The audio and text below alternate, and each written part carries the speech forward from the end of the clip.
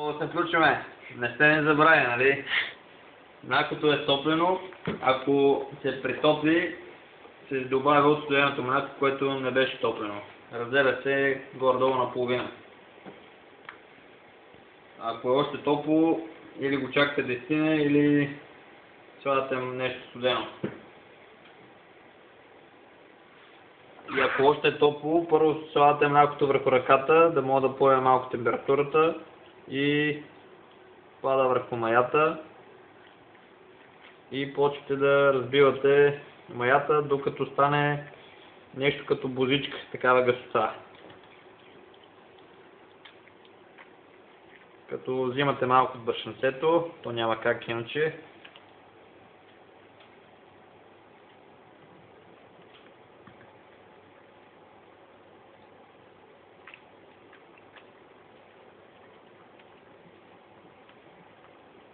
Но най-важното – молитва.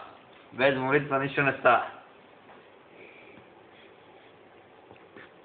Няма да ти втаса козунак. Абсолютно.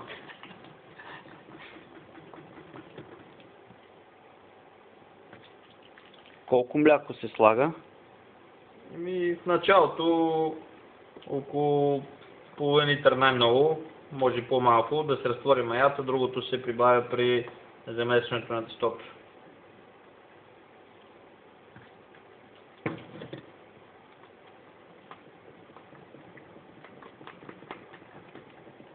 Ето виждате гъстотата горе на бузичка. Така. Това нещо се оставя по този начин. Слага се малко захар отгоре отново. Помните, че сложихме отдолу.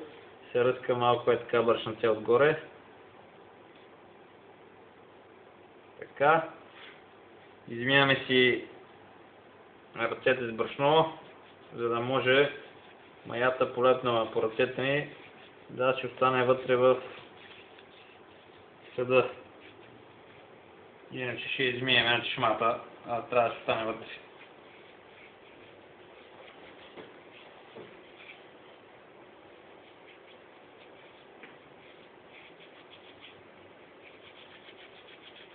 Колко време се оставя сега така да престои? Около 15 на минути, докато шупне, то се вижда.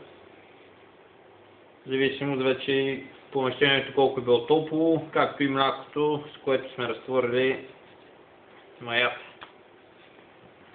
И отстрани на разтвора, тази част, слагаме есенциите, защото Я да ги видим. Като почнем да месим, мога да ги забравяме. Това е лимонната кора. Хубава е лимонна кора, понеже си има хубав формат на лимон, иначе продават и такива готови есенции, но по-добре това. И ванилия. Също слагам отстрани. Едно пакетче. Да. Който обича, може и повече. И сол. Много важно нещо. Да не забравяме, понеже без сол няма да стане хубаво. И кантар. Малко стар. Така е.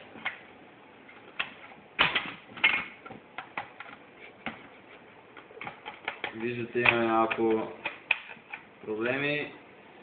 Който няма кантар, може да ползва и лъжица. Винаги слага кантара на някакъв грамаж, за да си сигурен, че да не е на 0, защото не си сигурен дали фактически е на 0. В момента сме го ставили на близо 5 грама и слагаме сол за това количество около 30 грама. Ето, значи трябва да стане 35.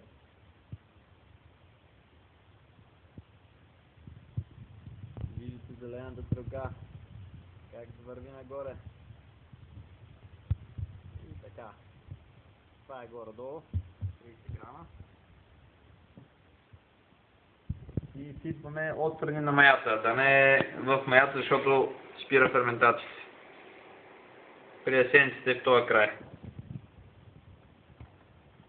Докато захарта спомага за маята, солта точно обратния ефект. Спира. Така. Ако изпадна мая отстрани или нещо, също се слага. Чисто е.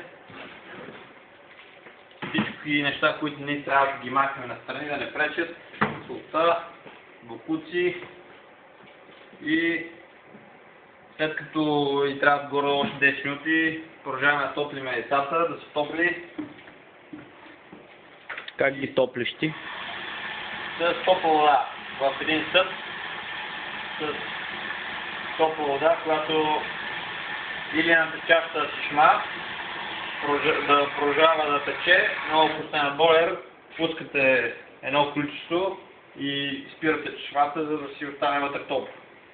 И другото важно нещо, вече в друг съд или същия от млякото, който ползвате, слагате, поне моя метод е такъв, слагате маслото и олиото, за да се затоплят, докато се разтопи маслото, след което ще затоплим и вътре захарта.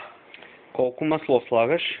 250 грама масло, на горе-долу по 80 грама на килограм брашно. Ние месим 3 кг, значи 3 по 80, 240, в пакетчето 250. Може да сложи свинска маса, даже става още по-хубаво, който каквото обича. И след това другата, хубаво да имате две такива мерилки с грамаши, които показват грами, които показват милилитри. Едното за млякото се сипвате, другото за олиото да си отмерите или с някакви други чаши, но това е по-подходящо. Колкото е маслото, толкова и олиото, значи 250 мл олио трябва да сложиме. Къде са милилитрите? Ги тук.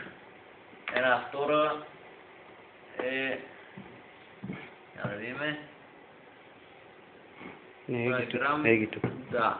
Ето, това са милилитрите, виждате ги. Това 250, между 200 и 300. Айде. И малко отгоре да сложите, не е проблем. Колкото повече, по-време не трябва да се прекаля, разбира се. Ето, изсипваме олиото в тигана. Котона не сме го спирали, продължава да работи, след като сме стоплили млякото.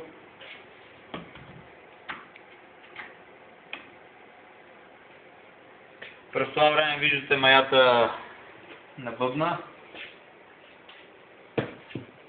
и продължава да се развива.